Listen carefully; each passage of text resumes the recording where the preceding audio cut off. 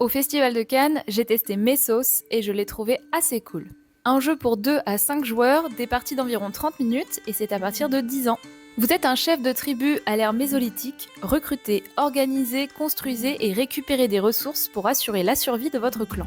Pour gagner, terminez la partie avec le plus de points. À chaque tour, placez votre totem sur la case de votre choix. L'ordre est déterminé par votre position sur la première tuile. Puis de gauche à droite, récupérez la ou les cartes souhaitées en haut ou en bas de la piste. Vous créez ainsi un nouvel ordre de jeu pour le tour suivant.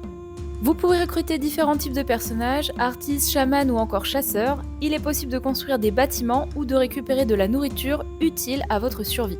Une fois que chaque joueur a récupéré ses cartes, celle restant en haut de la piste passe en bas. Vous complétez alors la ligne du haut.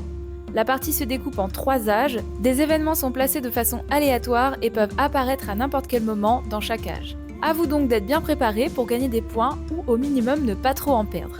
Un jeu sympathique pour des joueurs initiés, il n'est pas très compliqué en termes de stratégie, mais permet de faire de chouettes parties où l'on se creuse quand même les méninges avant de choisir une carte. Le graphisme est très sympa et les couleurs pop donnent beaucoup de charme au jeu. Nous avons eu un peu de mal avec l'iconographie au cours des premiers tours de jeu, mais une fois lancé, c'était vite oublié.